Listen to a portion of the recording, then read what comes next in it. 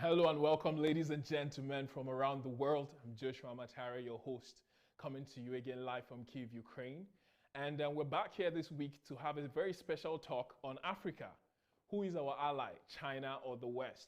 This is going to be an interesting one. This is going to be very enlightening. I'm sure that a lot of the things that are going to be said today, most people are not going to be aware of. So you want to share this link. You want to invite as many people as you can, because we're going to be talking about something that is critical to both the present African situation and the future. Most of what's going to be said here today is going to be really important to our lives. And if you're an African and you're interested in the progress or in the development of Africa, this is a topic that should interest you.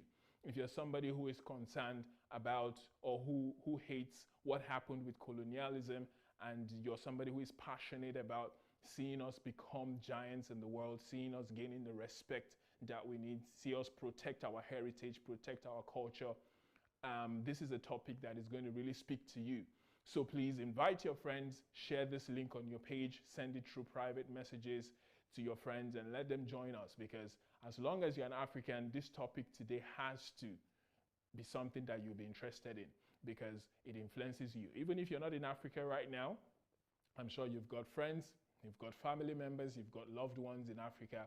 And what we're going to be talking about today is going to affect them one way or the other. So please join us in this discourse. Write your comments in the comment section, whether you're on YouTube or on Facebook. And we would like to engage you in this discourse as well. And we have a special guest who is a self-described pan-africanist. He's going to be telling us more about himself, but he's currently situated in France, and he's going to be talking to us about most of the information we'll be having this evening on China, the West, and Africa. So without much further ado, I would like to welcome our guest for today, Innocent Magaji. Hello, Innocent. Welcome. Thank you so much. Thank you, Josh, for such a wonderful introduction. So what I would like to do is to invite our viewers right now to exercise passion. I don't know how long this conversation is going to last, 40 minutes, 45 minutes, an hour, 30 minutes. I don't know how long, but I will give you the plan of what we're going to talk about. And it's very important that we get this thing. So don't skip the video, just listen attentively, because at the end of the day, we're not just here to talk about the problem that there is. We're here to provide a solution also. And if you feel like we haven't done much justice to the topic, you can also leave your opinion, because we'll go back to read them. And it's important, I feel, that the first step of resolving a problem is starting a conversation around it. And this is what we're doing. So Africa in the history has had dealings with different powers, different regional powers. Normally, when a nation, when a people, a country, for example, Africa, which happens to be a continent. When I'll speak about Africa as one continent right now, Well, because of the people. Innocent, you seem to be taking off. Slow down. You first have to introduce yourself to the audience. Let's know who you are before you take off into talking Okay, about Africa, one step at a time.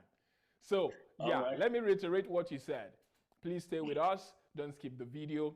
Just give us the next 45, 1 hour, or maximum an hour, 30 minutes to talk about this topic, prefer solutions, because we're going to be talking about action plans that you as an individual can be taking to bring about change. So this is not something we're going to talk about just from the macro level of the government or establishments, and you'll be looking, oh, little old me, what can I do? No, we're going to be speaking specifically to you as an individual, as an African, and you'll be able to implement some of the things that we're going to be talking about today.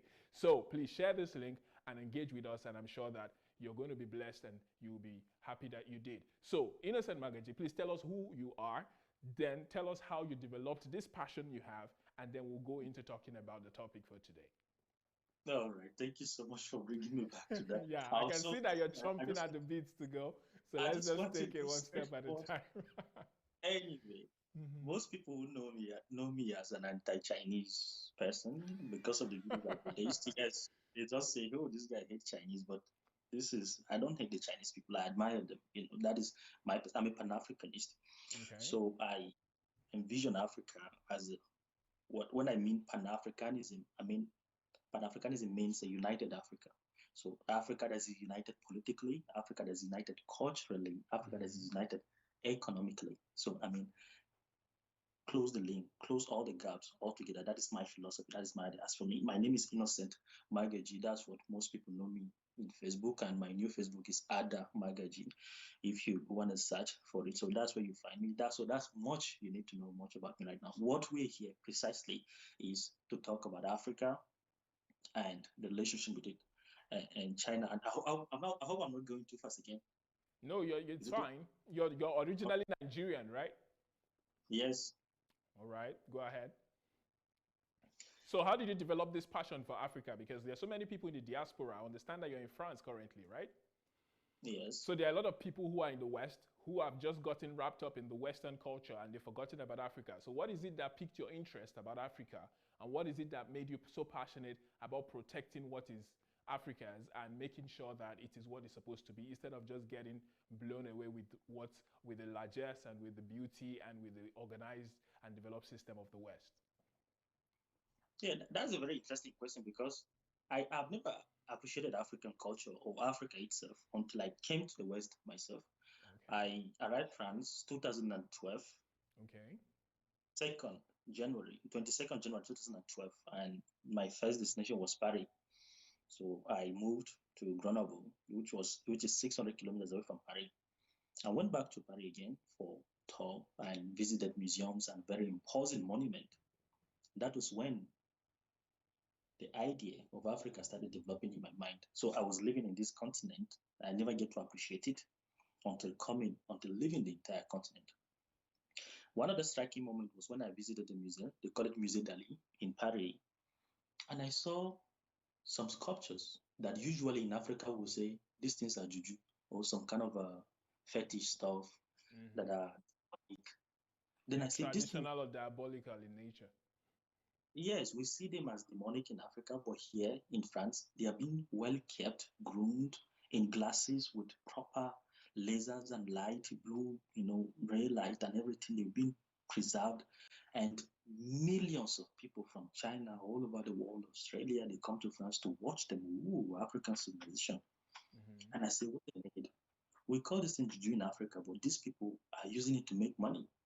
So I think something's wrong somewhere.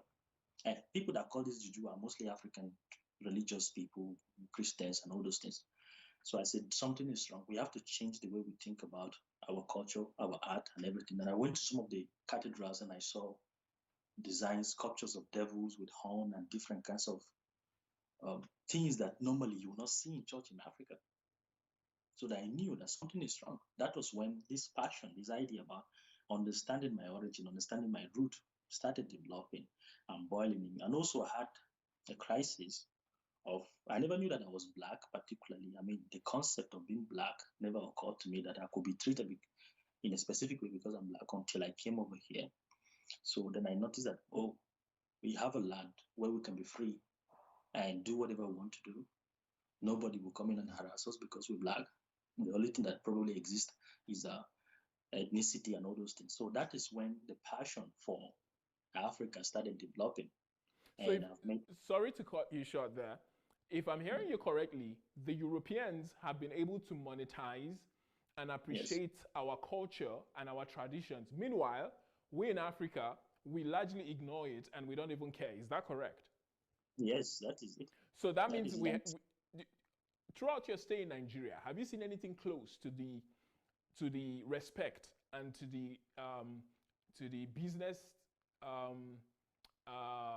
plan that they put around our African tradition in Europe? Have you seen anything close to that in Africa or in Nigeria?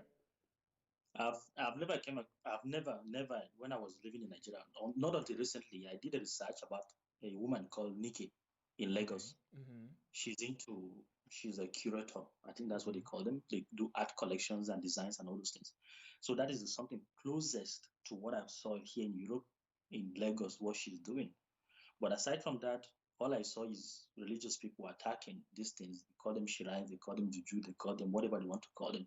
And some of them go as far as destroying them. Meanwhile, these things are collected preciously here in Europe. If you go to England, you will see these things. You go all over, you will see collections of African art. You will see juju that was taken from the Oba of Benin during the colonial era, during the war between them. You will see some of those juju today kept in the museum preciously, and they are powerless there. So what happened? See, so these people are able to monetize our art, they are able to monetize our culture, while we are demonizing it. In short, we're even destroying it. So something is wrong somewhere. And they were able to preserve it. And I'm sure the whole colonial thing probably was 100 years ago that they collected these things from like the Oba of Benin or those in the Yoruba kingdom and stuff like that. And they've been able to preserve these things for decades. Meanwhile, we in Yes. Africa, we've got nothing. So that's it. So that was when I started appreciating Africa. And I said, look, I'm going to create a movement about Africa. I'm going to make sure that let's do this. Let's just create this awareness that, look, we have to value what we have. Because all I see predatory relationship, it's some kind of parasitic relationship I've had with the West, and equally China right now. So Africans right now, the reason why we're here to start this conversation is to call on Africa to wake up and see that, look, we have to do something on individual level. Amazing. So I'm going to try to make an appeal to our leaders, to as many people that are watching us that have access to our art. Please preserve our culture, preserve our art, build museums, take kids to these places, educate them on our history. Don't just throw these things away. Don't just say they are diabolical or they are fetish. Some of these things are just traditional ways with which we lived, and we need to be able to understand our history for us to understand our present and for us to be able to plot a better way into the future. So please, as many people as are listening to us, please be aware that our culture is precious, be aware that our history is precious, and we need to set up systems that would not only preserve it to teach people and teach the upcoming generations and even attract tourists, but it's also going to be there monetized to create jobs and to add to our national revenue. So please, I believe that that's something that we can do. Talk to people around you. Create this awareness in them that our culture is important. If things are fetish, we can remove them from that environment and keep them in a place where they can become instruments of tutorials instead of being used as diabolical or fetish equipment. So please, I believe that this is something that will help to bring about a change and will bring about an awakening in our psyche in Africa if we can preserve, appreciate, respect, and teach about our history instead of eliminate it in the name of religion and stuff like that. All right, back to you, Innocent. So please talk to us about China and the West. Okay, where do I start? It's important to know what happened in the past. What happened? Why did he start dealing with the West? Why did he start dealing with China? Why the relationship is important? And why? What are the negative aspects? What are the positive aspects? So at the beginning of this video, I wanted to make a point that any nation at the formative stage goes through similar process, whether in Africa, wherever you can think of. It starts from a man and a woman, coming together to form a union. From a union, they form a family where kids are involved. From a family, you form a clan where you have an extended family. The uncle and aunt comes in, and all the larger family members come to form a clan. From a clan, you form tribes. So clan evolves to become a tribe. From a tribe, it becomes a kingdom. We're having a neighboring dog back here. Okay. So from a tribe, it becomes a kingdom. And from kingdom, it grows to become a nation. And a nation, and inside nation, from a nation, it goes to become a country. From country to the continental level, from continental level to empire level. So empire can be intercontinental, it can be also transcontinental. So in the case of Africa, we need to understand that Africa was evolving culturally, economically, and politically before the intervention of the West, before the intervention of China. So we need to understand what particularly happened. So what I want to do now is to help us use 3 criteria to look back into the relationship I've had historically with both entities, both the West and China. So we're going to look at the political aspect, how we dealt with each other politically. We're going to look at our interaction, our economic exchange, so between Africa and the West. And we're going to look at the cultural influence that we both had on each other. So these are the 3 criteria we're going to look to analyze both entities, so the West and China. And we'll try to understand precisely where that is the only way we can be able to judge if we have made progress if we're backward, and what were the things we gained through interacting with them. So it's very important that people get this idea into their mind and understand that, look, if we want to talk, if we want to relate with the West, how did we relate with the West in the past, politically and economically and culturally? What are the things? What were the positive things? What are the negative things? So these are some of the things we're going to examine. So, like we Okay. said in the beginning, So patience with we'll be us, able to and know who our allies are, right? At the end of today. exactly, Okay. exactly, yeah. So, in order to understand this, we have to understand the nature of these individuals we're dealing with, the West and China. We have to understand. Is the volume okay? Are we missing something? Yeah, it is. I didn't hear you for a bit there, but I think you're back now. All right, okay. So we have to, like as I said, that in order to be able to understand, in order to go forward, in order to deal with this individual, we need to understand them. We need to understand who we're dealing with, who we're dealing with. So the West, as it is right now, currently, as we know, because all the historical dealings they've had with them shape and forge the current reality that we're living right now. So it's Mm-hmm. important that we know who we're dealing with, because it seems to me that most people are ignorant of the people we're dealing with. So the West, as it is currently, is a transmutation. In fact, is a form of metamorphosis of the Greco-Roman civilization that started almost like 3,000 years ago to Mm-hmm. what it is today. So it's not like it is dead. It just metamorphosed. We saw so Evolved. many different periods. And now today, they evolved to become the community that they are right now. So during their evolution, we came in contact with each other. We had dealings, political dealings, economic dealings, which everyone knows about the transatlantic slave trade, and we know about the new colonialism and neo-colonialism as it is today. So these are some of the stages that we went through.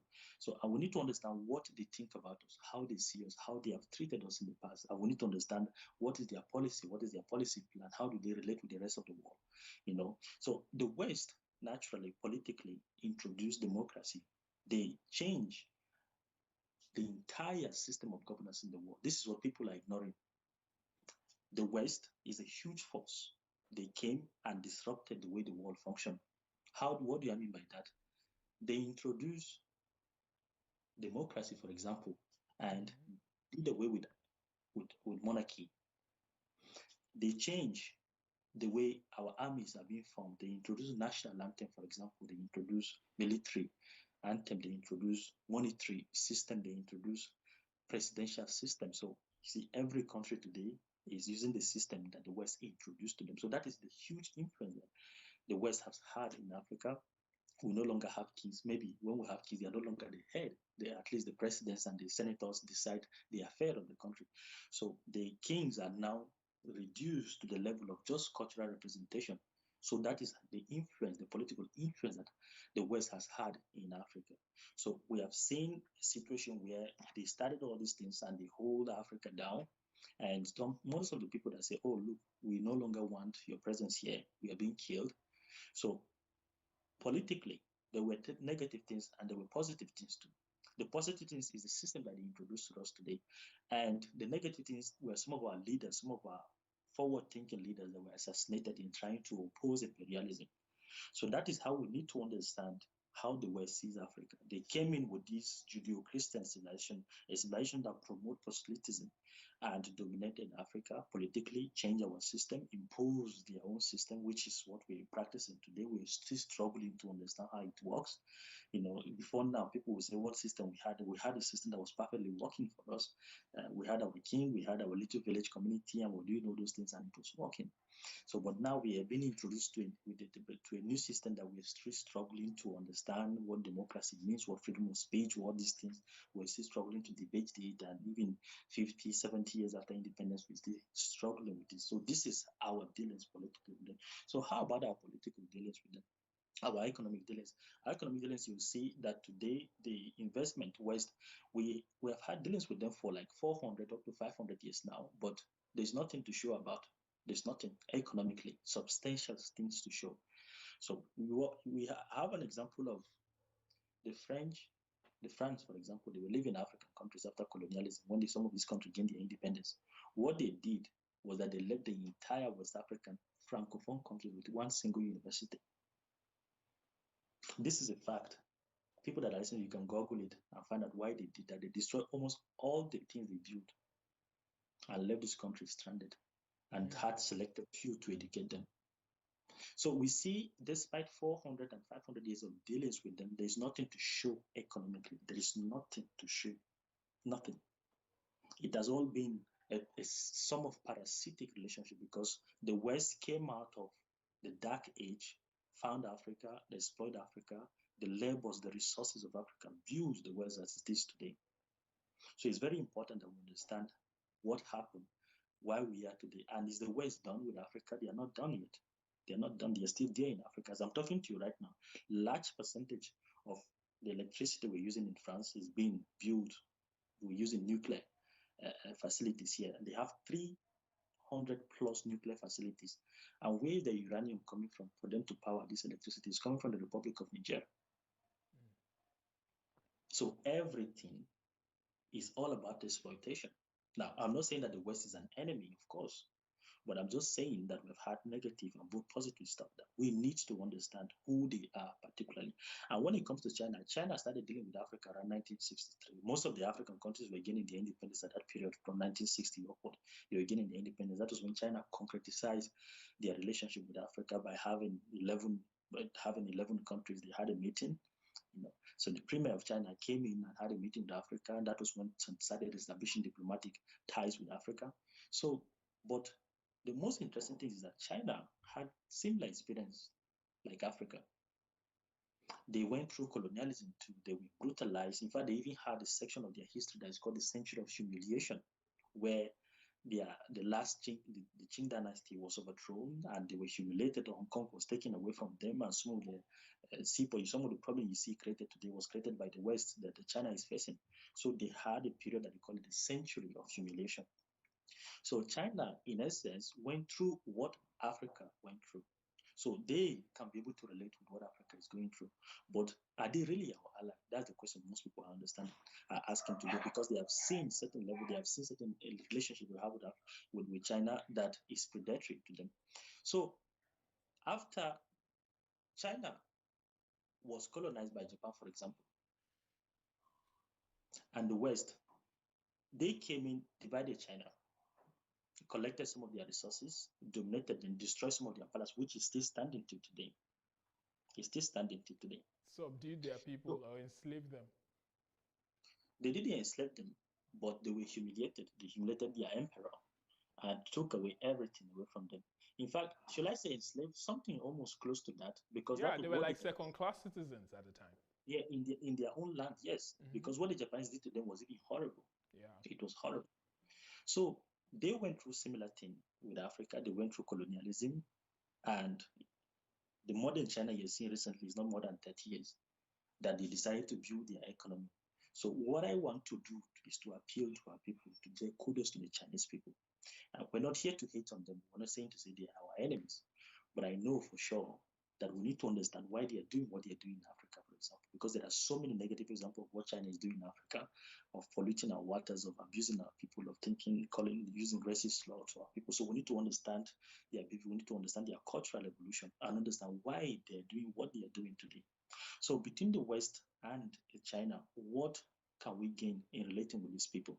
We have had dealings with the West, but something was missing. They call it technology transfer that we lack. They deal with Africa, get whatever they wanted to, and they left. Is China doing that in Africa? No. Everybody is coming.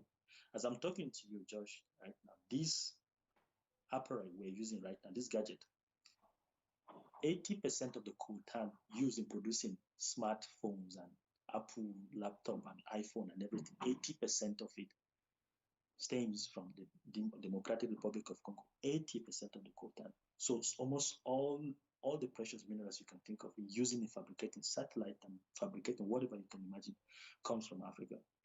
Gold. I gave example of the uranium that France is using, for example, in the electricity. All those things are from Africa. Yeah, a while ago, I think even the first guest I had or so, he spoke about France. I don't know if you watched. I think you even called in that day, right? When we spoke about the influence that France has on Africa and how the currencies, the leadership, the entire infrastructure, or governmental infrastructure of France is being of francophone countries in Africa is being controlled by France. And it was shocking to me because up until that day, I didn't realize that most of these francophone countries were still under the rulership per se, or leadership or influence of France. I didn't know it was that strong. Yeah, it is, and they're not even willing to let go because they know that that is like their life jacket. If they let it go, the country is going to crash completely. I think Emmanuel So Macron of recent made a statement relating to that. He said, if not for the African continent, that France and Europe will not be what it is. Did you hear him when he said that? no, I didn't hear that statement, but he Oh, also he made said. it. I think it was Jacques Chirac that I remember he made a similar statement to that. He Mm-hmm. said that we have to admit that large percentage of the money in the account today is coming from Africa. So True. it's interesting that many people do not know. I myself, I didn't know all these things until I started researching and reading some of this information. So Mm-hmm. we see that we dealt with the West politically. There is no gain about it. Economically, it's all about a parasitic relationship, and culturally, they have been trying to impose how the West playing culturally, for example, over Africa. They have been using promoting a specific image, standard of beauty, for example. They say that this standard is the standard of beauty, and Africa is ugly, and they try to put their culture ahead of Africa. So our people need to understand that, look, this is the influence you're having culturally, and it's very controversial what we want to say. African, the kind of Christianity we have in Africa today is not Christianity. We have what we have in Africa is Eurocentrism. Period. Eurocentrism. I saw a video that was released by Beyonce recently. She By gave who? honor Beyonce. Okay. She gave honor. I'm not her fan. I don't even listen. I don't even know her music. But this particular album, I don't know whether it's an album. She used Burna Boy and some Nigerian African artists, so it Yeah. captured my attention. Mm-hmm. She gave honor to African art. Yeah. And in the comment, I saw some people came in, oh, this is demonic. Oh, this is it. And those people, and they gave you reasons they would do. And I say, really? Africans calling their own art demonic. So this is what you refer to. This instead of Christianity making helping them to think, now they have seen. In fact, another funny thing is that in Europe here, when you walk around, you see Saint Paul, Saint John, Saint Matthew, Saint Mark, all those things. You know that those are their ancestors. They are calling them saints. They call them saints. People that have killed Washington, all these people, all these what do they call them? This former prime minister during the war in the UK. What is his name? Um, Churchill. Winston Churchill. Exactly. These people are killers. They committed huge. They are racist. They are white supremacists. But you see them being honored. You know, they are being honored today. They are being venerated. But in Africa, our ancestors, we don't honor them. We call them demonic. We call them because of what religion has done to our mind. Even people who have sacrificed their life for us, we still vilify them. So that is what the, the, the, the Western culture, that is the kind of influence the Western culture have exerted in Africa. So, but culturally, are we dealing with the Chinese people? No, we don't have any cultural relationship with them. When you talk of music, we don't even listen to their music mostly in Africa. When you talk of standard of beauty, is the West.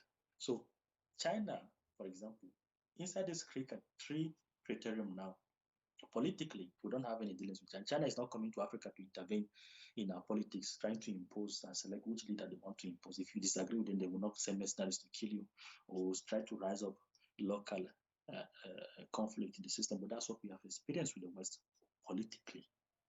And culturally, we don't have any ties with them. Language wise, we don't even speak their language. But the West, most of us largely speak the Western language. English, we're using to communicate today, is the Western language. Our religion is influenced by the West.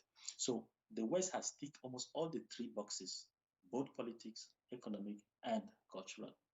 While China only has economic influence on Africa. As I'm talking to you right now, Chinese trade and investment in Africa have gotten up to like 200 billion USD. That was so fast. Around 2011, it was just like 58 billion. But how did it grow from that level and that supersede US as the Quadruple. largest, yeah, largest trade partner now with Africa? So you see that China economically is there to hold Africa. So that is what the criteria we're going to use to judge China right now. China has not come in to impress us culturally yet, or they haven't started intervening into our politics yet, but just their economy. That's what I want people to understand. And this is what we're going to use to judge China. And for the West, they have so many sins. So many sins.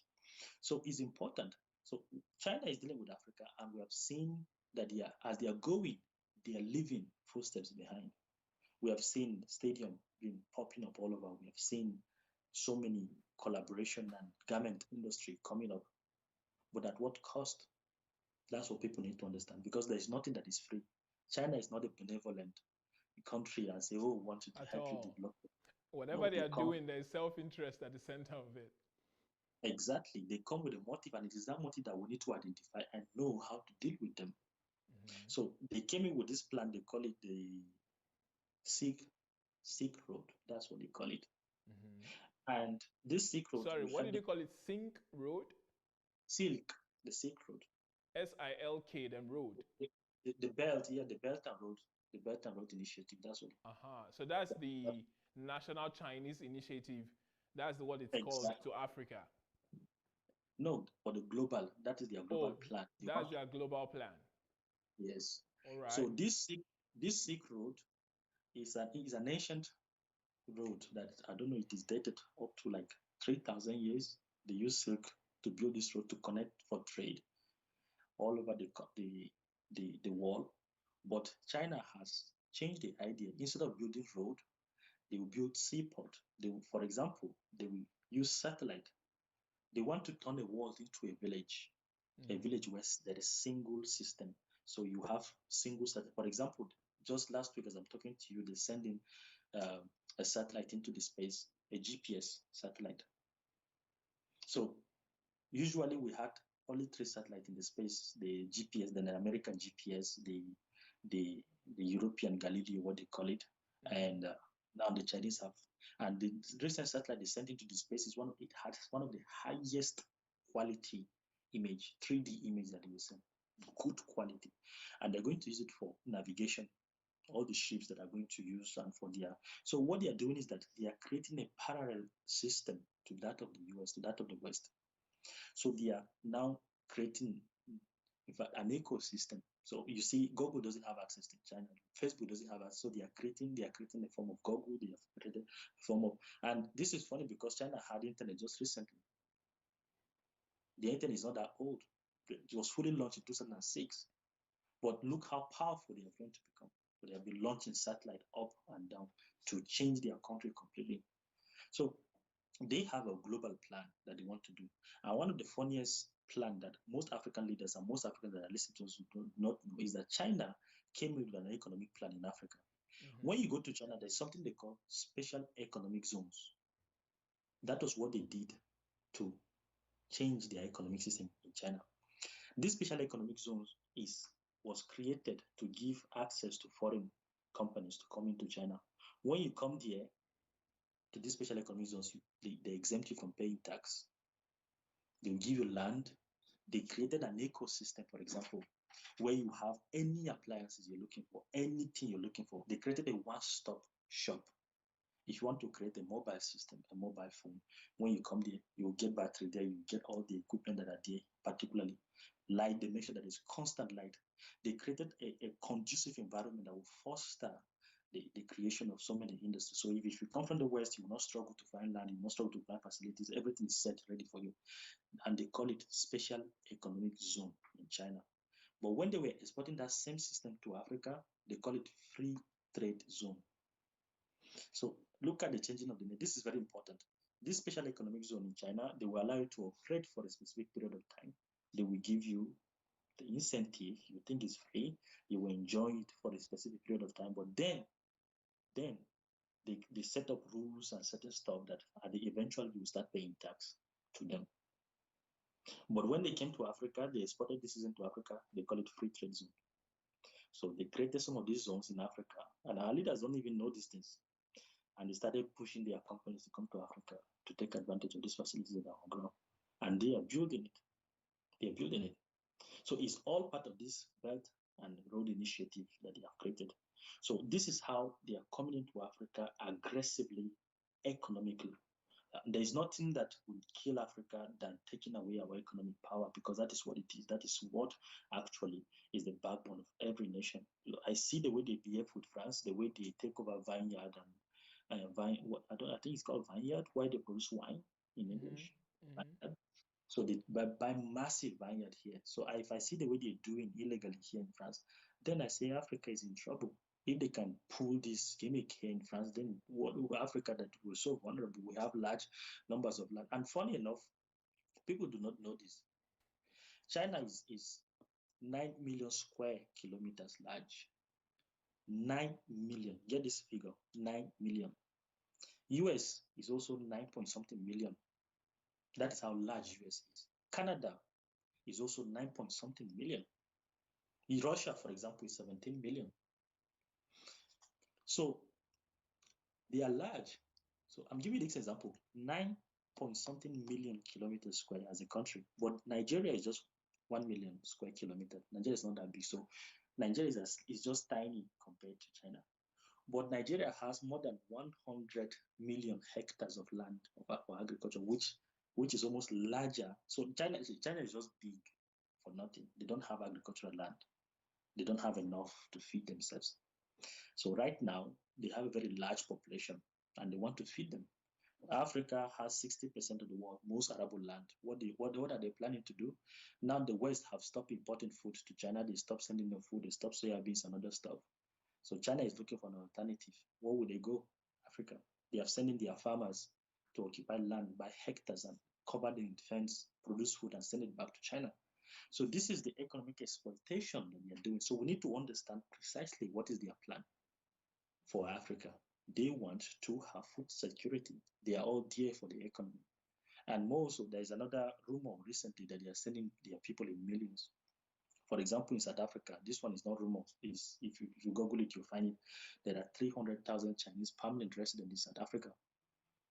300,000. You know the way these people are. 300,000. Next year, you hear that there's 600,000. Next year, you hear that there are 1 million. And before you notice, and what when you said, sorry to cut you short, when you said 300,000 permanent residents, I said okay, because when I was looking through the statistics for this show, there are over 1 million right now in South Africa. They are number one. In Africa right now, we have approximately over 3+ million Chinese in Africa right now. So we have South Africa over 1 million, Nigeria a little bit, I think 900 and something thousand, close to 1 million. Ghana was the one that surprised me the most, almost 700,000 in Ghana alone, Chinese. So these guys are strategically coming in and they're taking over. So please go ahead. I just wanted to put those figures in there just to give your talk a little more context. If I'm not mistaken, the last figure that I saw, Africans that are present in China, 250,000. So in comparison, in China, in China, yes. So in comparison to their population in Africa, that's nothing. That is nothing. It's a drop in the bucket. Their entire population is 1.5 billion, right? Yes. What they are doing in South Africa is pathetic. They are buying real estate. They are coming with a huge amount of money and they are buying properties. Very soon they will take over the country. That's what will happen. I don't know if there's xenophobia we start again. I don't know. But Mandarin is already part of the school curriculum.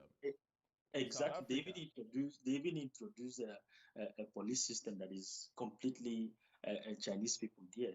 So this is what we have. This is what we're dealing with. And the people need to understand these things. So here we are with China on the other side and the West looking. Two people coming, looking forward. What are they doing? Predatory culture. They just want to devour Africa. Of course, they don't have any obligation to develop Africa. They don't have any obligation to say, oh, we want Africa to develop. No, it is not their duty. It is not their duty. And I want to take this opportunity to speak particularly to our Pan-African brother and some of the so-called Afrocentrist brother who tend to come up with this particular set of mind that they think that the West is our problem. You know, anytime we talk, anytime we sit down to address issue, bordering Africa, they just say, oh, the West, France, America, neo-colonialism, this. But I want us to say it differently. I want us to look at it from different perspective. Me, I'm proposing that the problem is both ways. So we have two problems ahead of us to fix. Is the West, of course, exert certain There are external forces that are influencing a lot of things in Africa. That is certain. That is true. Of course, that is true. But Africa also have have to fix the home. We have to question ourselves what happened. For example, during colonialism, the West came to Africa with guns and powders. They conquered Africa not because they were powerful, not because they had the guns and the powder. They conquered Africa because Africa was weak and vulnerable. That's what we need to understand. Not because they are powerful, but because we were weak. Why? How are we weak? Because we didn't have any defense system. There was no standing army that could be able to fight it. Yes, of course, in some areas, of course, there was war, but they overpowered us. And we were weak. So what can we do to fix this? That is when the issue of China come into space now. I don't hate the Chinese people. I admire their mind because that's what they did to the West. Right now, they are copying the West. The way America stole the German technology to grow their country today, the same thing China is doing, stealing their technology to grow their country. So that is what, instead of fighting, you know, programming our mind to remain in this perpetual victimhood, we have to see ourselves as predators right now. We have to change our strategy instead of complaining, fighting, and calling for justice, asking people to give us freedom, asking people to respect us, to not be racist. I think there will be racism until we come up as people to change the narrative. The Chinese have commanded respect recently by sending a satellite to the darkest side of the moon, something, a feat that even the US couldn't achieve. They tried, they couldn't. If you do that, if you can prove that as a people, they will respect you. They will be like, whoa, there's something interesting about these people. You cannot end respect. Racism will continue so long as we allow ourselves to be used, so long as we allow ourselves to be abused. We have to end this respect. How can we end it? This is what I'm trying to propose. This is the conversation we're having. Like you made a point, interesting, very interesting point at the beginning of this about people blaming government. But as individuals, we have a role to play. We have a role. I have a role to play. You have a role to play. Most of us have assumed what we can do for Africa. We're not here to complain. We're not here to cry. We're not here to say, oh, look, this is it, Chinese. Oh, the West, this, and that. Finally, in conclusion, what I want to tell our people is that Africa can only develop by herself. That is what we can do. We cannot depend on China. We cannot depend on the Western world. In fact, they cannot offer us anything economically. We have every resources there is in Africa. Everything that it takes to build a satellite, we have it. Everything that it takes to build a computer in the world, we have it in Africa. Every single thing you're looking for is there in Africa, available for us. We have learned so much already. We have to start saying things differently and asking ourselves, what can we do? What can we learn? Look what the Chinese did, for example. There was something that happened recently. Many people did not know that Taiwan is part of China. They call it Chinese.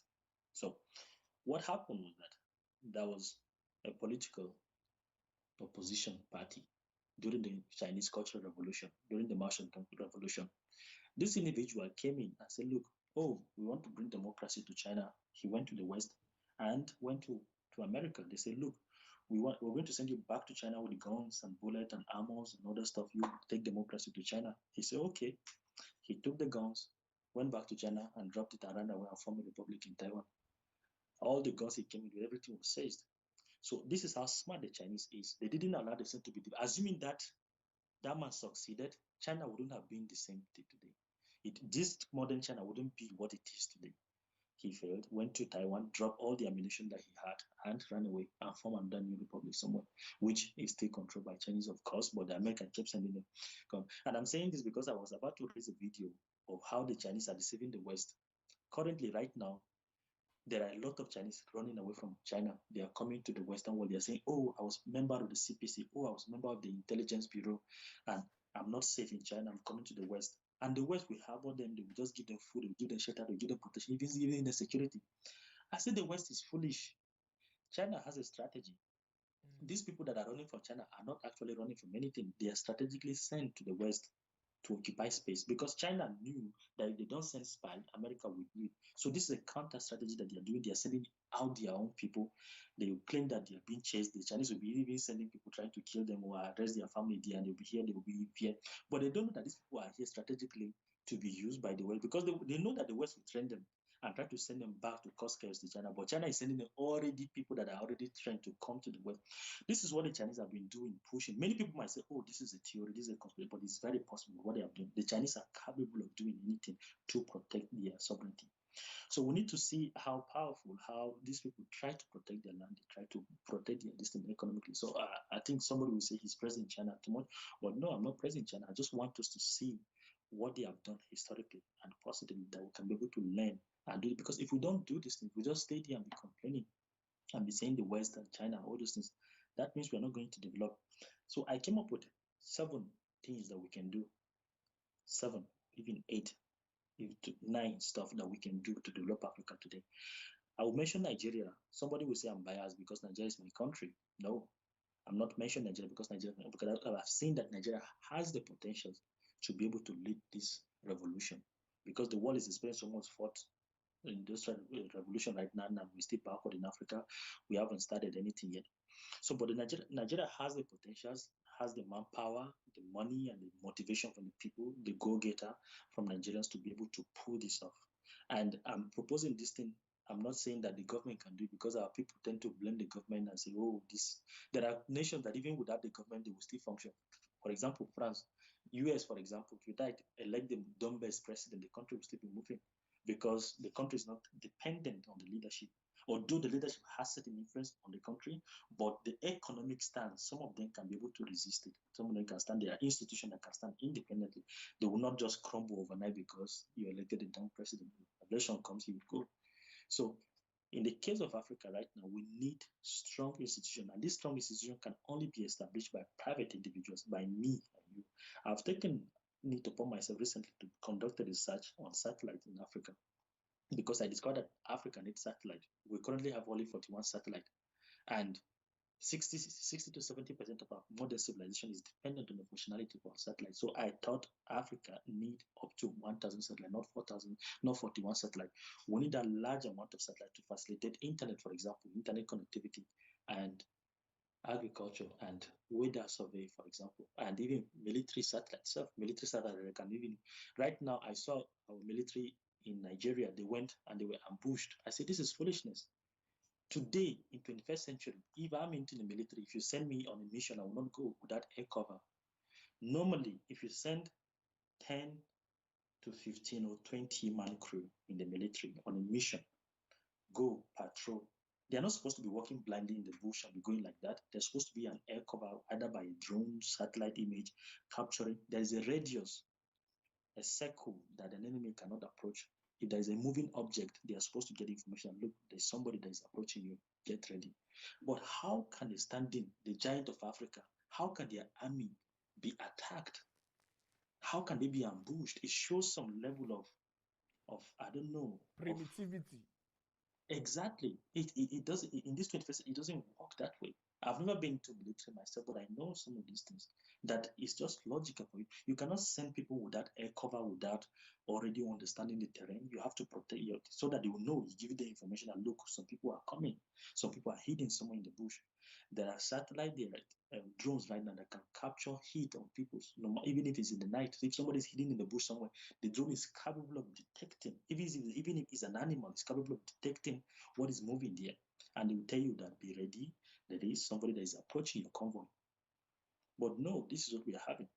I love the fact that you said Africa needs satellites, but I'm just going to focus on the last part of the word, satellite. Mm-hmm. We need light first.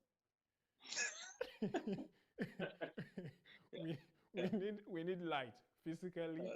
We need light knowledge-wise, because for a satellite to be useful, you need power. And right now, Nigeria, African countries, more than 90% or about 90% of them don't have stable power. That's true. And without power, you cannot innovate. Without power, you cannot make use of anything that has to do with electricity, or that has to do with the space and all this stuff. Because most of these things, they are not thought of in the West. Like in France, I can't remember the last time you wondered about lights before you did anything. No. So we need to have power that is stable, before we'll be Mm. able to set up satellites and then set up all these radio systems, defense systems, economic systems, banking systems that will be sustainable for Mm. an average person to be able to get things done. And then the government as well to be able to get things done. So you go to some government offices in Nigeria and they'll tell you we don't have light. So we cannot do this, we cannot do that.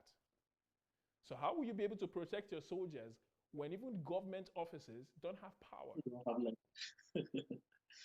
I agree with you, and it's fascinating because Nigeria is in the process of revolutionizing their light and electricity industry. When I speak like this, people look at me, they just laugh. They say, "Oh, innocent, you're crazy. You're so optimistic about this country." But I'll give you a concrete example of what is going on right now that many people do not know. Many people do not know. I always speak of Dangote. I admire him. And once again, I want to speak about Dangote because I want to point out to people that we are capable of achieving things individually, not necessarily the government. This man alone is pulling a capacity. He loaned 14 billion USD to build a factory in Lagos. And this factory has the capacity of producing five different products. One is the aviation fuel. Aviation fuel, and most African countries import this fuel from Europe. But this man alone single-handedly took it upon himself to feed the market, the entire African continent, and then there's extra for export. So that is massive. One single individual. And the second thing he's doing is production of natural gas, something that the Nigerian government have been trying, they couldn't pull it off. This natural gas alone, there are power plants right now that can produce 12,000 megawatts of electricity. So you see, this man loaned 14 billion from banks, even BNP Paribas, he loaned it from the 3 million, I think they paid, the 3 billion they gave him. So what am I saying is that his project will not fail because he has to pay back his loan. That means he will be committed in fulfilling what the business plan he has initiated. So individuals are capable of pulling this off. So when you are alone, if you're into fashion, whatever you want to do, think of what you can do to develop Africa. Him alone, now he's into, like I made mention of the of the aviation fuel and the natural gas, and he's also refining petrol product because right now the petrol product they're using in Nigeria are very polluting. We're using Euro 3, which you put into the car, it dark smoke come out polluting our sky, and people are breathing toxic stuffs inside. So the petrol product is going to produce top quality. They call it Euro 5. That's the standard the Europeans are using to avoid pollution. They are well refined product. That's what he's using. And now he's into fertilizer too. They signed a contract with Morocco to provide, I think, phosphate. I think that's what they're trying to do. So an individual is pulling this off. And currently they are building a 4,000 kilometers gas pipeline from Nigeria to, to, to Morocco. And what is the distance between Morocco and here, Italy or Spain, let's say, for example, just a few kilometers away with just the ocean, the sea dividing us, Mediterranean Mm-hmm. Sea. So just very few kilometers. What this spells is that it's dangerous. He is capable from Morocco building an undersea pipeline to connect it directly to Europe because Europe doesn't have gas. The only person that is feeding Europe with gas is Russia. And Russia has monopolized the entire market. So that means if Dangote can be able to penetrate it, because the Europeans are panicking that Russia is a dangerous country, they are looking for an alternative. But if Dangote can be able to pull that out, that is massive. So what am I saying? I'm talking about this because you made mention of light. So Dangote alone, his gas plant are going to generate 12,000 megawatts of electricity. There's a plant that's up by Chiari that came to Germany recently to negotiate with Siemens. They are building facilities, because electricity requires three steps. There's the generation, the distribution, and what do you call it? Generation, distribution, and I forgot the third one. But they call Siemens to come into, because if you want to distribute, if you want to transmit, for example, electricity, you need a high voltage cable, very strong cable that can be able to transport large volume of electricity. So this is what Siemens is currently doing in Nigeria right now. They're constructing, connecting cables everywhere. And I think that there will be 100 or something transformers. So we have 36 states, but they are building transformers 100 or something. So these are not petite transformers or these small transformers. These are mighty, mighty generators, mighty enough for the state to supply the state with electricity. This is Yeah. what they're installing now. Yeah. So they are doing that with collaborating with the private sector. So we're going to have like very soon. People are impatient. When you talk to people about it, they say, "Oh, what is he saying? Oh, what is this?" But I say, I tell you that they will pull this off. They will pull this off because I've seen privately you cannot take a loan from the bank and fail to deliver, because if you fail to deliver, you have to pay the loan back. Yeah, that's an That advantage of the private sector. They are forced to exactly. deliver. They are not like government officials that will run away with the cash after 4 years, and then another group of people will come in and then they will start telling stories. The private Mm, sector, you have to deliver or you go out of business and you go exactly. bankrupt. You could get Yeah. jailed and stuff like that. So they're forced to deliver, and that's what makes them productive. Mm. So Dangote is going to deliver. So this is what Good. I'm talking about. I'm not happy Encourage. with the monopoly, but I'm happy that at least he's willing to be proactive to do something Mm. that has been a long-standing problem that nobody has been able to solve till now. So you mentioned the first in satellites. What's the second one? The second one is a light. We just spoke about it Oh, timely really? because Power.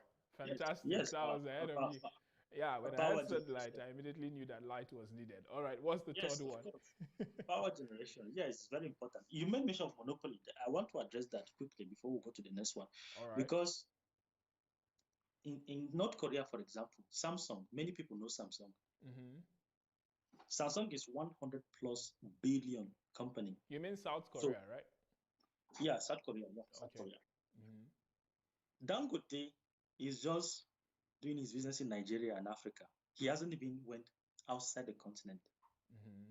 But South Korea, this Samsung, they produce any appliance you can think of, Yeah. fridge, radio, to everything. And they have transcended their country, they have transcended their continent, they have transcended, they are all over the world. That Mm. is where I want to see Dangote. Dangote should not just monopolize Nigeria, but he should monopolize Africa and monopolize the entire world if he's capable of pulling that off. I want to speak to Nigerians that we cannot be that shallow-minded and think that, look, he's monopolizing the entire market. Meanwhile, he hasn't even monopolized the entire continent. We'll be happy, because monopolization is very important as right now. If somebody need to do something for sovereignty, because if the US put an embargo, for example, in Nigeria right now, that means we cannot be able to receive product, food, for example, things will be, or oil will be blocked. We cannot receive anything. What are we going to do? Starve to death? But if somebody in the country is doing something positively, we can be able to keep our sovereignty. So I want to tell people that, look, not just, I don't want him to. I want to even grow as large as Samsung. Not go beyond the continent and go all over. If he can be able to transport cement to the Europe, do other products, conquer the entire world by seeing. I want to see Dangote all over the world. So people should not. We should not limit our thinking to only very little market. We should see it as something wide that we can be able to achieve. If one African company can be able to pull this off, that would be very, very, very fantastic. Because Samsung is doing it. Samsung started with a student, a young guy who wanted to build a carriage for his mother because she was traveling from a distance of kilometers. So before he noticed, he started building. In short, they really started selling salt. Samsung, he started a little company and he was selling salt. Wow. Before you notice, he went into building carriage for his mother. Before they went into electronics, that was around 1980 something. They built some television. So from a very petty company. So right now they are producing almost everything you can think of. 30% of the South Korean GDP is dependent on Samsung alone. So it's controlled by one single family. They have Mm-hmm. monopolized the entire market of South Korea. So they went beyond South Korea, went beyond their continent, went all over the world. And that's what we are wishing to see Dangote do, or any other African company that can be able to. No African company have really grow out of it. Dangote is the only Pan-African company. Yeah, of course, some of our banks, UBA and GTB and Access Bank are Pan-African. Most of the Pan-African, yeah, MTN too on the other side. Lafarge is not an African company.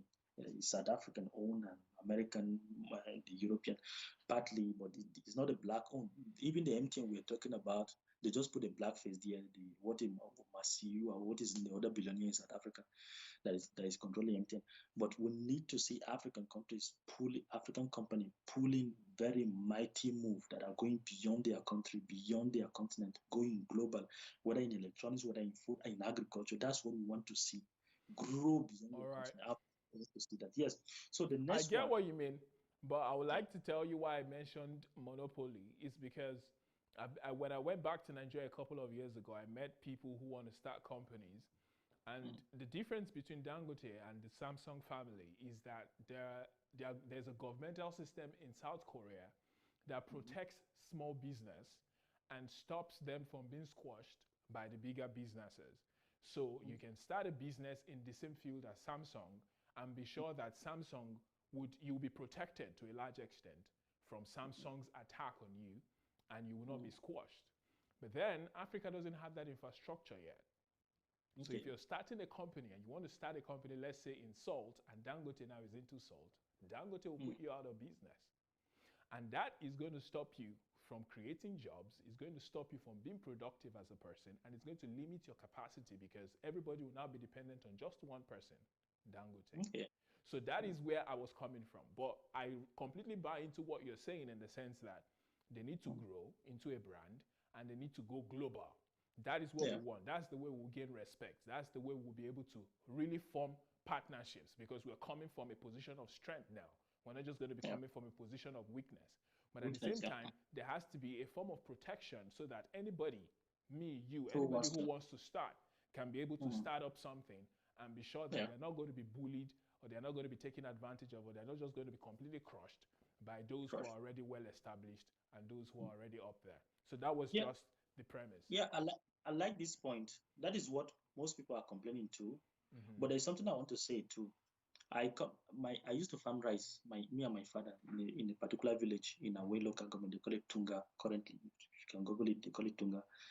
So when Dangote came in, I farmed rice, I farmed sugarcane and other stuff. He came to my village. He said that he wants hectares of land. I think 100,000 hectares. Now he's currently building one of the biggest sugar factory. Can you imagine that? Even sugar, we're producing sugar cane in Africa. We export it to Europe, they refine it and push back sugar to us. Wow. So when he came in, he said that he wanted to build sugar factory in Nasarawa State. I was like, okay, is he going to take our land? We have been farming rice here. What is he going to do? He came in, he said, no. We need 700 farmers in this local government. Are there 700 farmers? Sadly, my father is dead already. If not, he would have been a millionaire by now with that agreement. So Buhari, for example, introduced something they call it local content. I've forgotten the full word, but backward integration. That is what they call it, backward integration. Okay. So instead of an industrialist like Dangote to come in and say, look, I need 100,000 hectares of land. I'm coming with tractors and plows and everything, and just take over the land and just farm everything, carry the sugar, can go to his factory, process them, make sugar. No, they didn't do that. 700 farmers. My father was supposed to be among them. I was if I'm in Nigeria right now, I would have been farming sugarcane and selling it to Dangote company. So they pick up 700 farmers in the local government and said, look, we're going to give you seed, we're going to give you fertilizer, we're going to give you product. You just do the farm. We're going to give you machineries. You just do the farm. You harvest your product and you sell it to our company. Very good. Like you see now, that's what the government will make them do because on their own, these multinationals, they get to a point they stop caring about people. They focus just on profit. If you go to, I'm from the South, I'm from Bielsa. I can tell you that all the petroleum companies that have come in, they've completely exploited us and they've messed up the waterbed, they've messed up the rivers, oil spillage, pollution. They've left a lot of villages without any source of income because they've polluted the water so they can't fish, and that's their primary source of income. So they've really messed up the place. They didn't develop the place. There was no light, no schools, no infrastructure. They just created an island for themselves, and they're taking all of those resources. So it's up to the government now to come in and implement things like what you spoke about that Buhari has done that will make them to make sure that they're involved with the community that you're gaining those resources from. They're saying, you're not just going to import people, you're going to be forced to employ people from that environment. You're not just going to bring people from the blue, or you're not just going to import things and take them out. You have a social responsibility to the community. Probably you're going to have to build schools, you're going to have to build boreholes, you're going to have to build a shopping mall to make sure that wherever you're gaining resources from, you're giving something back, and you're not just extracting from them and ripping them off of their natural resources you get. So, all right, let's go to the next one, because if we keep going, we're going to focus on this topic. We'll come back some other time and talk about economic development in Africa. Let's go to your next point. I think you're on number 5 now, right? Yes. Yeah, we mentioned satellite, we mentioned big company.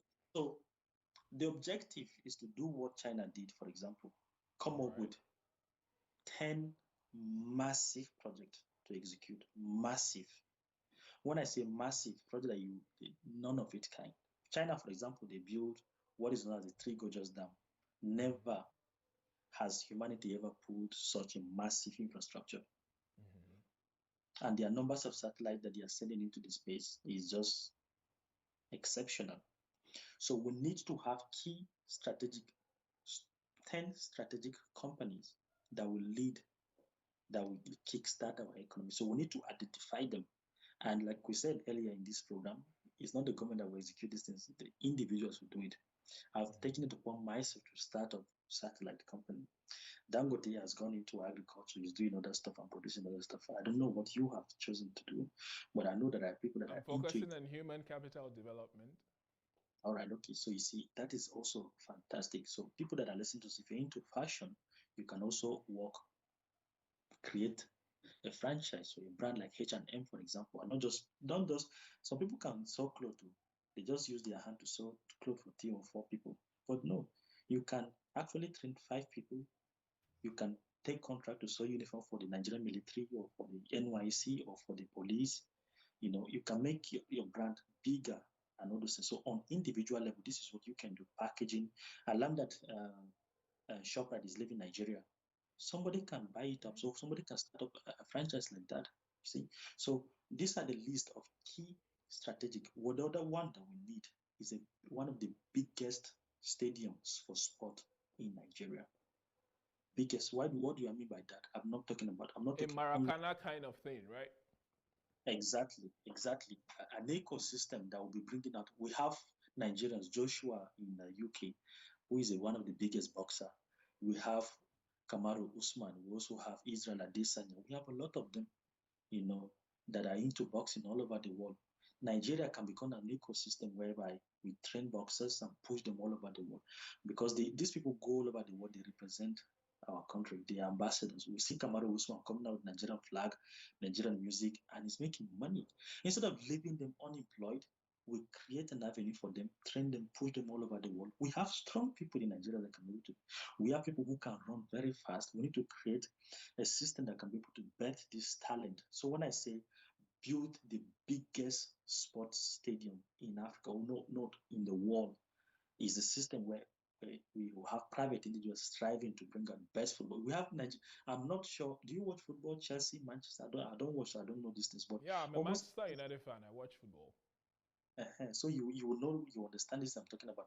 In almost all these clubs, I think they have Nigerians in them. Yeah. They have Nigerians playing. So we can take advantage of, you know, training talent on the ground. People will come to Nigeria and buy footballers and take them out. I'm using Okay, Nigeria. since I'm in the sports sphere, let me help to furnish that idea. Instead of stadium, let's build the biggest sporting system Academy. in Africa. That system will involve stadiums, it will involve academies, it will involve training facilities, it will involve gyms, it will involve as many things as possible that will Yeah. help to raise the most elite talent in every Yeah. single sphere of sports, or at least the major ones. And then we'll start pushing for hosting things like Olympics, because we'll have Exactly. the facilities. Because, for example, if we say in Ukraine here, I remember when they wanted to host the Euros, they hosted it alongside, it was Ukraine, Poland, I think. They hosted it alongside Poland, and that increased their infrastructure. In my city, they had to renew the metros, they had to renew the roads. In fact, it pushed the country into a new era of civilization, because they realized that Europe was coming into their country. So all their stadiums, I think they used about 5 stadiums or 6 in Ukraine, and the others were in Poland. So they were forced to make those stadiums world class. Their hotels had to step up their game, the restaurants and everything. They had to make everything 5-star minimum, because they knew that they were welcoming the world. So we need that level of pressure on our sports system for us to boost it. So by the time we're able to say we have 36 states, but we can say we want to build 10 world-class stadiums of a minimum of 50,000 capacity. And in those different stadiums, we'll have everything that it takes to raise people from athletics to swimming to football to boxing and what have you. So we'll start having clinics. We'll say this week we're going to be having a clinic with Anthony Joshua. He's going to be coming to the stadium in Lagos, for example. And then we can say the next clinic is going to be taking place in Jos. Kamaru Usman is going to be coming. So everybody flocks to the stadium in Jos. And then we can say we're going to have another one in Port Harcourt. Israel Adesanya is coming, and he's going to be having a 1-week training clinic with people who are interested, and people will go there, even if it's just to watch. They will come there to watch those who are interested in the sport, and this will help to boost it. And then we can do the same for athletics. We have people who are going to run for other countries. I remember watching the Olympics, and I saw one of the races from the past, and I saw that the entire finals were all black. Some of them had Nigerian names. And I was like, these people are talents that we could not harness, and they had to move to Europe. In fact, there was this guy who moved out of Nigeria, went to Asia, became the fastest man on the continent. But while he was in Africa, he said he had injuries. Nobody was willing to treat him. He was abandoned and completely given up on. But I think it was Qatar that took him, or one of these countries. And he became the fastest man in the entire Asian continent of over 2 billion people. So I believe that we need to build in Nigeria the biggest sports system that would help to raise talents. We have a population of 200 million people, most of whom are young. We have more young people than the older generation. So we have talents that we can harness that will make sure that in every Olympics, we're competing with the likes of the United States. And the funniest thing is that we don't need to even reinvent the wheel. China has done it. They were willing to host the Olympics. America has done it. Europe has done it. So we can just replicate what these guys have done in our own country, or fine-tune it, or look at what they've done, just fine-tune it to fit our own reality and our own weather, our own systems, and we'll be good to go. If the likes of Brazil can be able to do the things they've done just using football alone, how much more Nigeria? So we've got potential, but we have to be willing to push for it. We need the leadership. We need people to take initiatives one at a time, on the local level, on the state level, on the national level, to push for these changes, and then we'll have what it is that we need. So I just said I should add that little to your sports. You see, thank you so much for that knowledge. I thought not watching football makes me feel special, but it's not something I'm very, very interested in. But look at the knowledge you just shared with us. So it's very important, you see. The reason why we're putting emphasis on Nigeria is very important. Nigeria has one of the largest population, and that population is a ticking time bomb. Oh, I forgot our local leagues as well. You know, we have the English league, we have the German league, we have the Spanish league, the Italian league. These are billion-dollar infrastructures, and they bring in billions of dollars into the economy by taxes. So imagine, for example, in the UK, I learned that their footballers pay, the foreigners, they pay almost 50% tax. So imagine there's, for example, in Manchester United, Paul Pogba is earning, let's say, about $300,000 every week. Imagine 150 is going to the government. Oh, no. From one player. Really? And you have, in the Premier League, the top league, you have 20 teams. And each team has a minimum of about 25 to 30 players. And these players have huge contracts. In fact, when you make it into a Premier League club, then you know you've really made it, because most of them have an average salary of maybe £50,000 every week. So imagine the revenue every week that is made just from one football club of 30 players, and now you have 20. And that's just the Premier League. They have a lower league of the Championship, and then they have the lower divisions like that. So imagine the revenue that they gain just from football alone. Now, this is not talking about when Anthony Joshua fills Wembley Stadium, or when they have like the Olympics they had the other time with their track and field and all that. So I forgot the football aspect. Every state in Nigeria should have a football team. That's the way it is in the UK. That's the way it is in Germany. That's the way it is in Italy. And with that, we can raise an entirely new infrastructure of sports that would help a new generation of Nigerians to never starve, to never be lacking in education, lacking in facilities, lacking in a good standard of living, and our government will never be poor. We won't have to go borrow from China and become slaves to them. Yeah, and talking about sport, people need to understand that a nation is a government. Governance, for example, is like a football game. The main players are the citizens of the country. They are the people who play and score to win.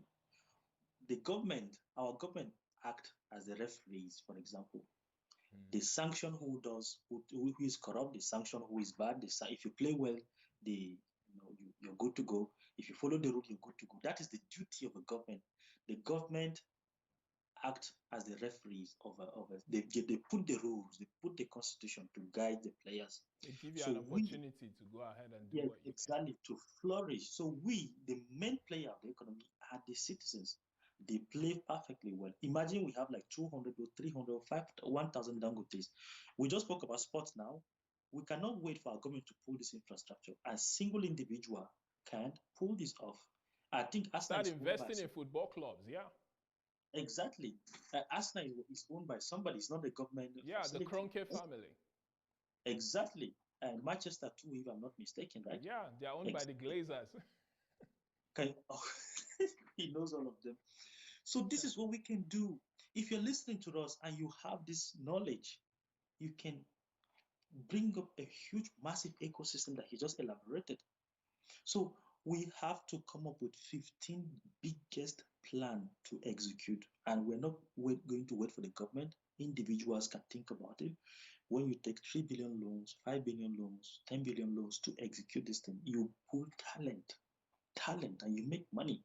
You bring out coaches, you bring out boxers, you bring out swimmers, you bring out, you know, different talent. One single individual can say, look, I want to go into this industry, I want to go into this domain and train up this individual. So you don't need to be an athlete yourself. You can just manage these things the way they are. Alanda Dangote is about to buy Arsenal too. See, Yeah, he said that's one of his plans to buy Arsenal. Yeah, so I wish he can build something like that similar in No, Africa. I want him to buy Arsenal and then buy a club in Nigeria so that they can have a partnership kind of, or have an Arsenal Nigeria where they can partner and have like an exchange program or something like that, like universities, where you get to send some players to UK for about a month or two to train, to get conversant with their system, come back to Nigeria, and then send some people from the UK to Nigeria to help us build up our system, since they are masters at it, and then help us develop our talents as well. And through that exchange, will help to develop a new system of sports and football in Africa and Nigeria especially. As I'm talking about this, my bias is getting deep down on me, because you made mention of monopoly, and I'm feeling bad because he has to do everything. Someone, because he also made mention of building rail tracks, connecting all the 36 states, and I got angry. I say, please, just stay in your agriculture. Don't go into rail. You cannot do. Somebody can just decide to build this rail and transport Dangote food all over, and you make money with it. So these are some of the biggest sectors. So this is very, very important. So we just spoke about sport, we spoke about satellite, we spoke about electricity, that people need to pull this off. One man cannot be able to do. We can use this thing to bring up millionaires, and Nigeria is the right place, because our population is dangerous. You see, one of them are jobless now. They're going around killing people. We need to take this talent and change them into something, because this is how you create employment. Imagine you build a huge sport ecosystem. Imagine the people that will be cleaning, the people that will be maintaining, even the people that will be participating in the construction of this facility, the kind of employment, the kind of money that will go around. It will transform an entire environment. Exactly. It was even during this pandemic, I knew how important sport was to the UK. When they started having to lay off workers, that was when I knew the number of people, behind the scenes. We are just used to watching the people who come on the pitch, the 22 players who play. But behind the scenes, they've got hundreds of staff who rely on the club, and they've got businesses as well, who are secondary earners from the club, the restaurants, the hotels, the pubs, and all of that. And then even the camera crew too, they have massive cameras. Even TV rights. Yeah, exactly. My friend was fighting with his wife yesterday night. He was saying, "Oh, honey, I want to take a subscription for 30 euro." She said, "Innocent, how much do you think is 30 euro at the end of the year?"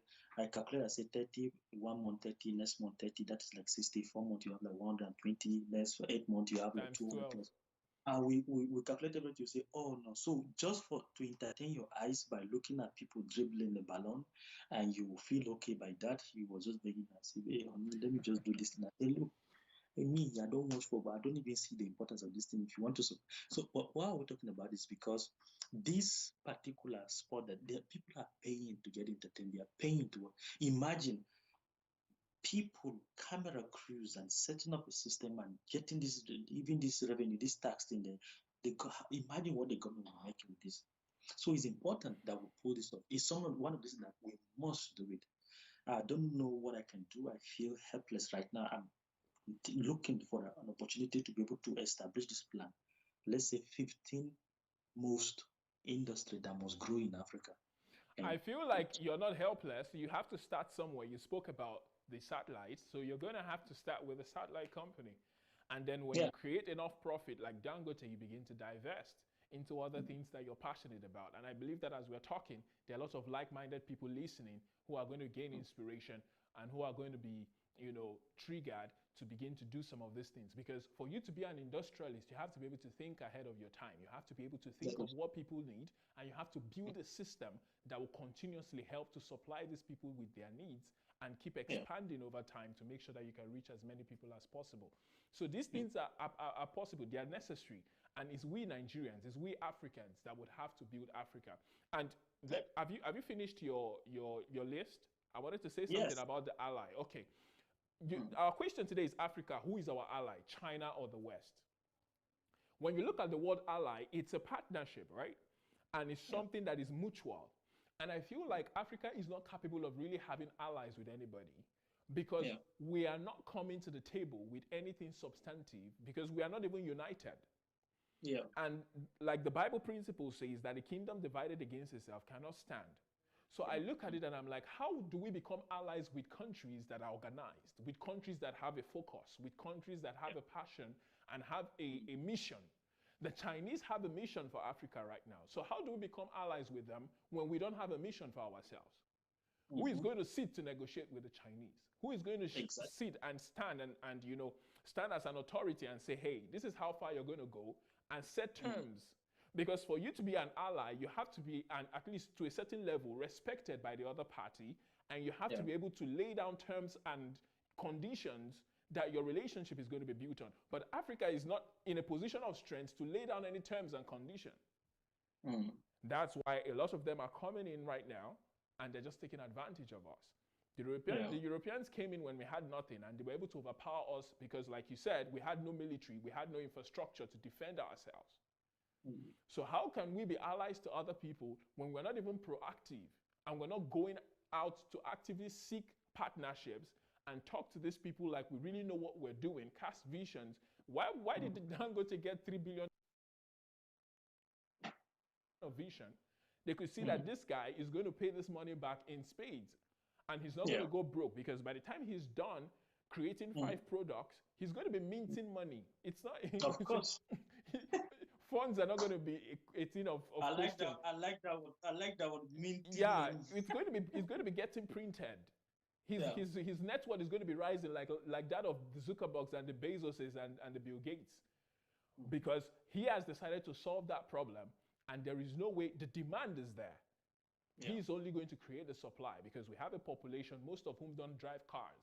So by the time he creates this power for houses, creates fuel for cars, for trains, for automobiles generally, there is no way that he will not be extremely wealthy. Right now, he's the richest black man in the world. Soon he's going to leave other people behind because he's going to rise a lot higher on the billionaires list because he's creating value.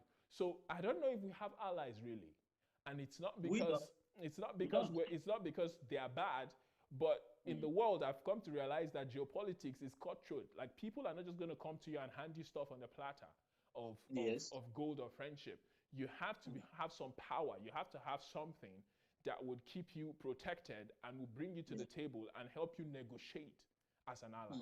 Israel is an ally to the United States because they have an agreement. Yes. Israel gains from the US gains from Israel. There has to be a mutual relationship. A symbiotic relationship. Yes. A symbiotic relationship, that's the word.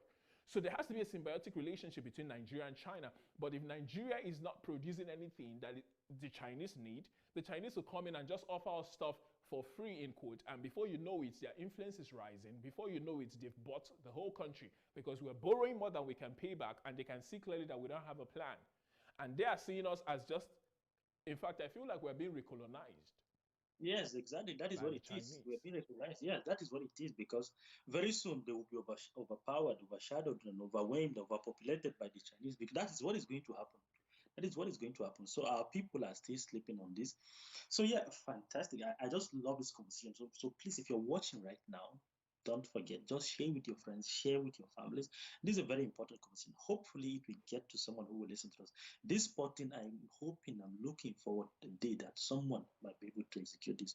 I don't have any skill about it. I don't have any knowledge about it, so I cannot be able to take the first step to say, okay, probably you, Josh, you know this thing perfectly. I'm challenging you to go into this because somebody needs to do this, even if it's not in Nigeria, maybe in Ghana or in Rwanda, somewhere.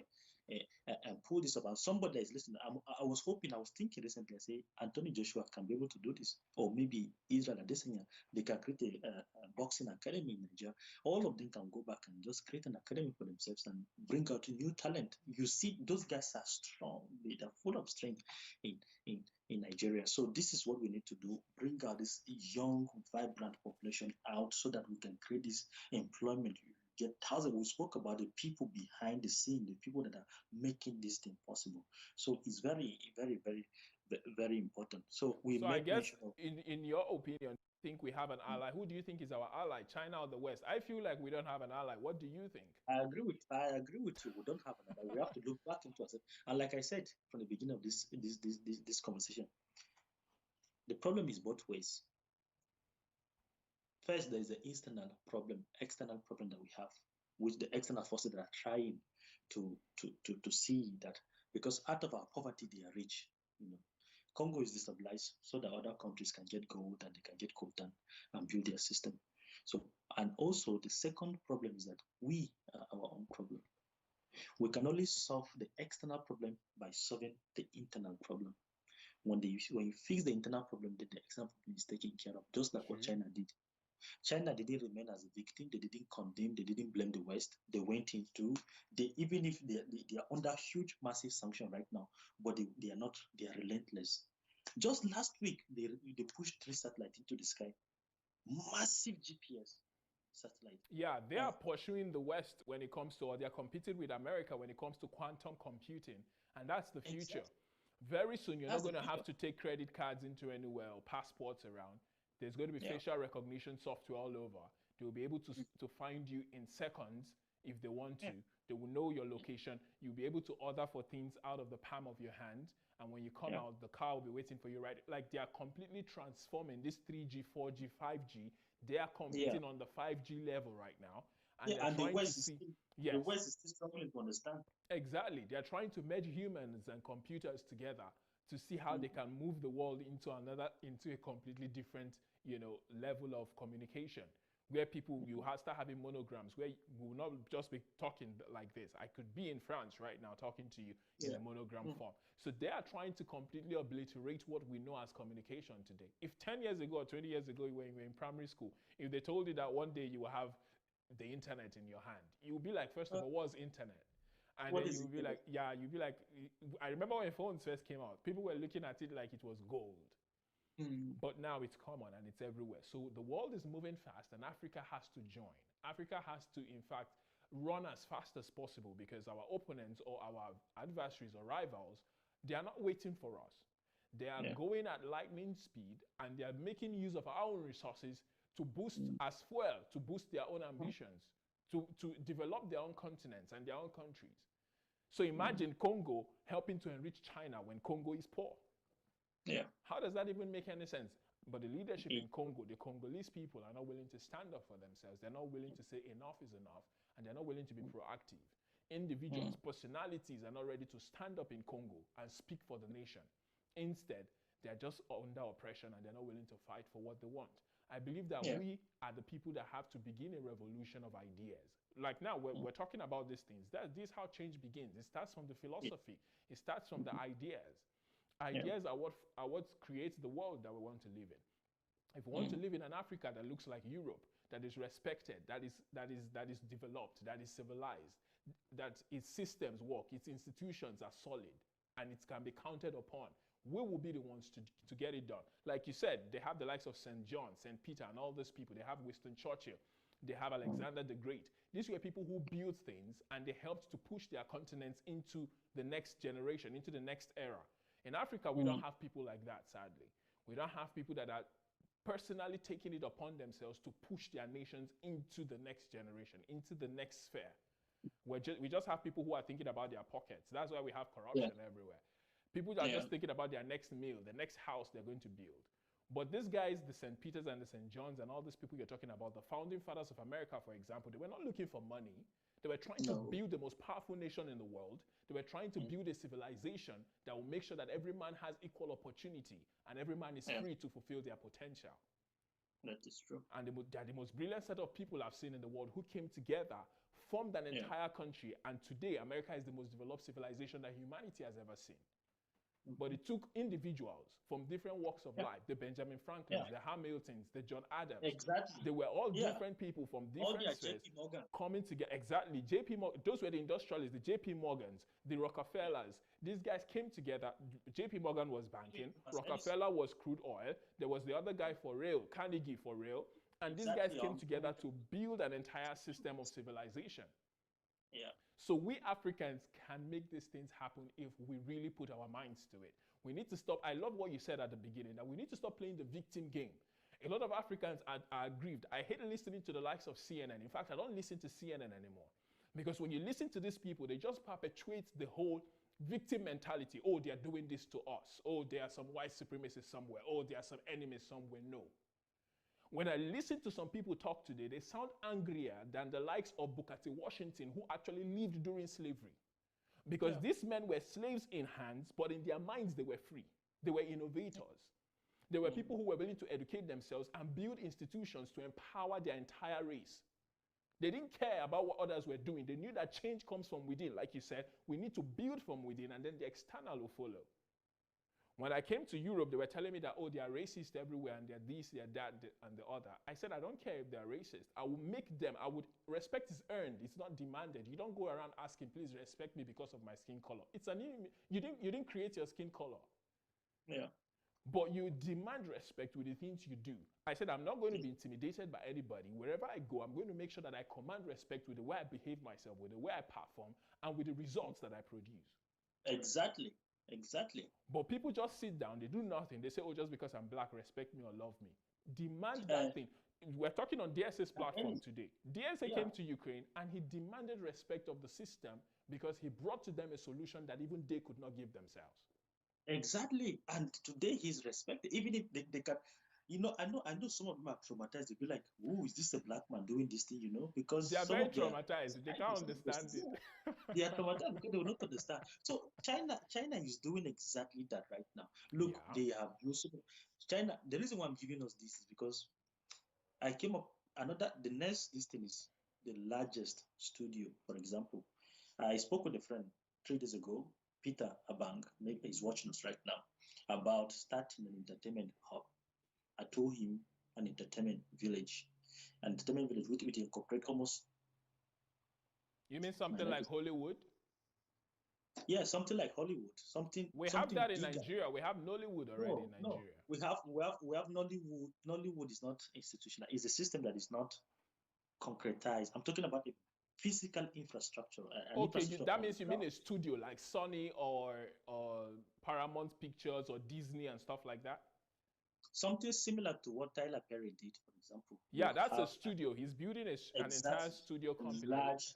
What I'm proposing is even larger than a studio. I feel like Disney. Yeah, Disney is the gold standard. Exactly. I'm talking about a huge city. I'm talking about replicating pyramid in Nigeria, replicating the different empires, building an entire city that is centered on entertainment, and where all record labels like DMW, like Marvin Record, we have their offices there. That village will be exceptionally reserved for entertainment.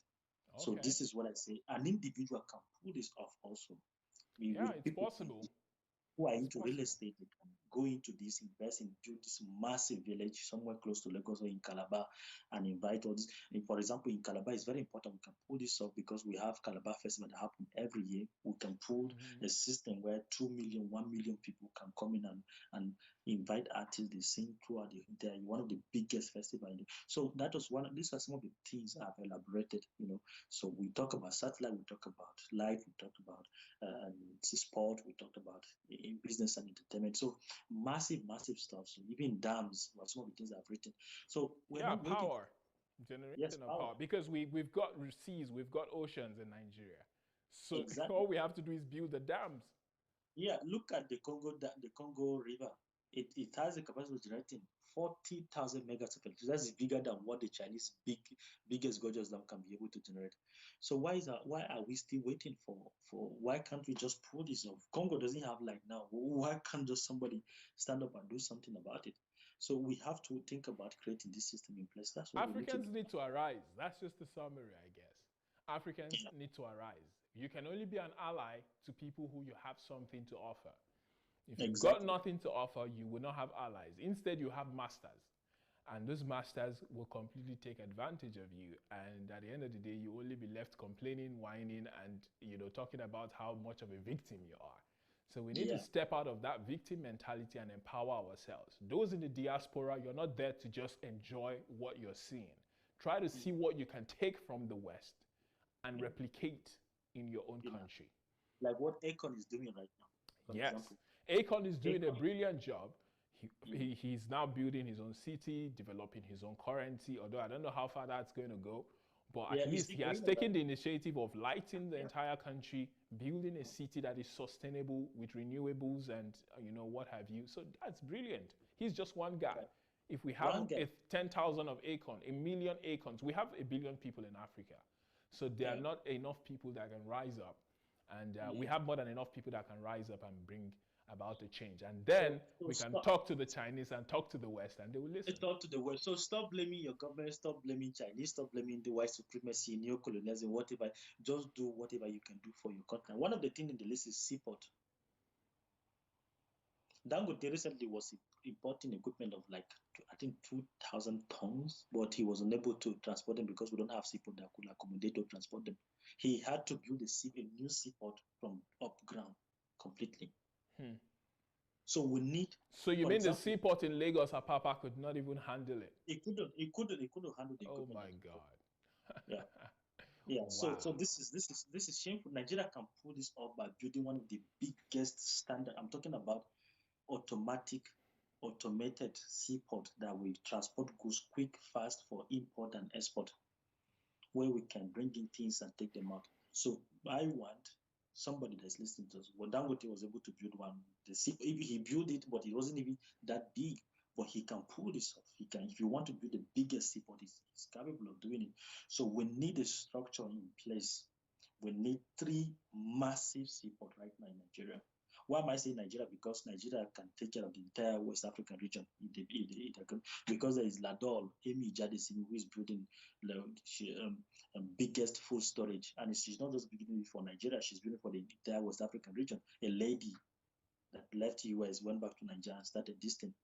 So you can see an individual who is pushing this forward. So individuals can be able to do this. So seaport, other stuff. Think of any domain you can do. Anything you can go into and execute them. So I think we're getting close to the end of airport too. I think that's the last one on the list. Biggest airport in the world. We can build this.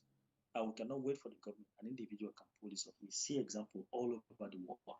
So somebody will be like, why will I put? I was thinking, I spoke to a friend also on this. I say in airport cannot necessarily be used alone to welcome flight. You can have malls in airport. You can have boutiques and all those things, well prepared with different African attire and African stuff that foreigners, that people who are transiting can buy. All these things, you can set this thing up. An individual can pull this off. So biggest airport, biggest seaport, biggest sport system, an ecosystem for sport in place. Everything you can think of, we have to build it massive. We cannot wait. Nigeria is projected to reach 1 trillion USD GDP by the year 2030. France has 1.5 trillion GDP and 2.5 trillion GDP. Germany, for example, has 3 point something GDP. So it's the biggest economy in Europe. So you have this country, Italy, as small as Italy is, they have 1.2 trillion GDP, as small as Italy is with their population. But they have companies that are striving to. Nigeria is going to catch up to become the first African country to hit 1 trillion very soon. And all is because of Dangote. Dangote will almost like have 40% contribution into the GDP. Very soon, no longer foreigners and others. So individuals can go, like you said earlier on, think of the problem, and when you find the problem, think of what you can solve for your community. Because the more, if you want to become rich, you must solve the problem. Mark Zuckerberg thought of connecting people. He wasn't thinking about the money he was going to make. He wanted to connect his friends in the university campus. But that company grew to become Facebook, and he's now a billionaire about it. So you must find a solution. Let's find a problem in the community and fix it. Find something and fix it. So I think This is the, yeah. All right, fantastic. So thank you very much, Innocent Magaji, for discussing and bringing this knowledge to us today. I believe that most people who have listened will be able to understand more the history of Europe, the Chinese, and they will understand the sentiments that we have. I'm not a big fan of the Chinese, but their results are undeniable, especially Yeah. because of their industrial espionage and their spying. But, well, they've made it work for them, and just in the last couple of decades, they've been able to rise from a third world country to rivaling the number one civilization in the world, which is America. And Yeah. in fact, they are poised to take over that position in the near future if care is not taken. So I hope Africa is listening, and I believe that many of us who are listening, individuals, can begin to do things because Africa is made up of people. Without people, Africa is just a barren land. Yeah. And we are the ones that will bring about the change. I believe our generation, we that are millennials and below, will be able to build on what those who have gone ahead of us have done. And I believe our upcoming as generations will be proud of us because we'll be the ones at the frontier of development and bringing Africa into the 21st century, because I don't believe we're in the 21st century yet. We're there in date, but not in technology, not in systems, not in government, nothing. I believe we're still in the maybe 60s or 50s when it comes to the West. No, Because no. We're in the 16th century. oh wow, Yes, 16th because century. our thinking is back because you see the way Africa is. That is how Europe was in the 16th century with superstition, killing of witches and wizards and all those things, Yeah. and one money rituals. That is what The Europe was. Inquisitions. Exactly, all these dirty gutters and dirty waters everywhere. That is what Europe was. We haven't outgrown that stage yet. Our people are still, some of them are still holding on to their culture. So, people, what we did is simple. First, we identify. We don't have ally, like we said from the beginning of this program. We don't have any ally. We don't have ally with the West. We don't have ally with China. We can look back into ourselves and build our system. This is what we did. We show you that, look, the West is after our own interest. Even China, they are all after their own interest. Let's look back into each other. So that was what led us to speak. When you come across this part where we talk about sport and other stuff, we're just trying to look and propose solution, because we cannot just speak about the problem, we must also speak about the solution to this problem. True. All right. Thank you very much, Innocent Magaji. We look forward to having you back for other topics. And I believe that those of you who have listened today, you're really impressed with what you've heard. So you can engage with him on the social media platforms. He's active on Facebook, and he's got a YouTube channel as well, Magaji, like he said. Engage with him, join his community, so that join the discourse and all that he does to help further the African cause. And I believe that in the near future, we'll all be united in Africa, running our different projects to see how we can lift up the continent. Yeah. All right. Thank you very much, Innocent. Have a great evening. Bon nuit, I think. Yeah, merci. All right. All right, ladies and gentlemen, au revoir. Ladies and gentlemen, please share this link with your friends. And I believe that today's discourse has been quite interesting. We talked about raising personalities. DSA has books that will help you to know how to become one. Many people say, oh, how can I make money? How can I become an influential person? How can I set up an organization? These are things that have been laid out in DSA's books for you. So you can get books like Let Heroes Arise. You can get books of I am a person, am I a personality? And if you want to find out your calling, you can get books like Who Am I? And these books are available on Amazon. These books are available on bambooks.io in Nigeria. They're available on dsasbooksplanet.com in Nigeria as well. So those of you in the West, you've got Amazon. Those of you in Africa, you've got Bambooks and you've got dsasbooksplanet.com to be able to buy all of these books that will help you to understand even how to start projects from nothing. A lot of people I meet, they're always saying, I have ideas, but I don't have the funds. Trust me, when you read these books, you understand how to start with nothing, and it will help you to be able to create the wealth, to create the product, and then the wealth that you want, and bring about the influence that you also desire in society. You can become whatever you choose. You have to be willing to pay the price. You have to be willing to do the work on yourself. The work begins within you. The work begins with you. You can blame your government all you want, but the government is made up of human beings as well.